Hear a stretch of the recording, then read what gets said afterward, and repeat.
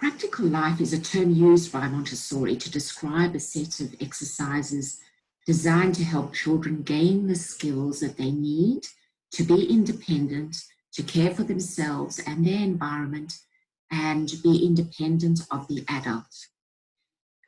Our children really want to be engaged in purposeful, satisfying work that makes them feel useful and valued. And a lot of what we've spoken about already revolves around practical life skills that give children that sense of value and enables them to develop dexterity, coordination, build concentration, create perseverance, and problem solve and contribute. So when I spoke about not having to organize specific lessons, it's because we do so many of these activities in our daily lives anyway, whether it's sweeping the floor or scrubbing the floor or scrubbing a table. And each of these have direct and indirect learning built into them. Basic skill, for instance, of squeezing orange juice develops self-confidence, it develops coordination, concentration, body control, and also a sense of social responsibility because your child might be squeezing orange juice for the whole family, for instance.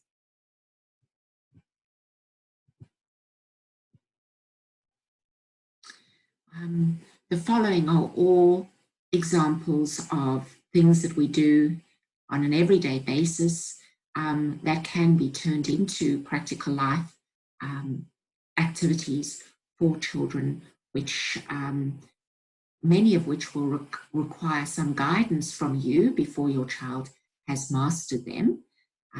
But they're all, if they're given the opportunity to be repeated, lead to concentration. So for young children, they're not necessarily performing these activities towards the product, towards the ultimate goal. They are performing them for the process, which is the learning of the skill.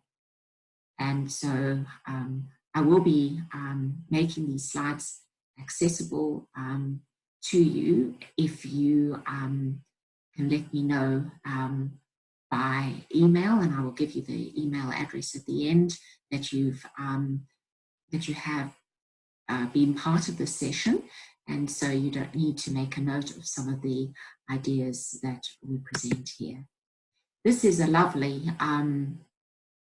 example of a practical life activity, the window washing, and our thanks to Nathan and to Nico for sharing this with us.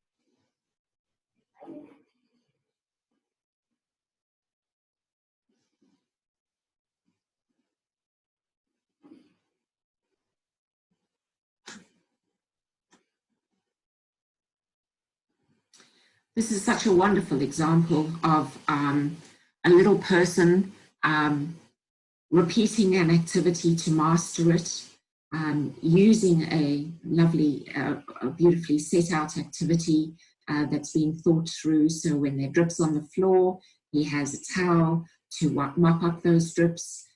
He's very confidently going about really performing this function of cleaning the windows. He's obviously incredibly engaged, and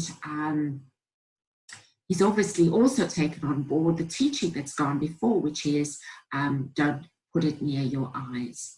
So it's, for me, a nice way to start to finish off the session about thinking about the various steps that go into what we do automatically on a daily basis as adults, and how we need to consider the various steps when we're thinking about introducing these things to our.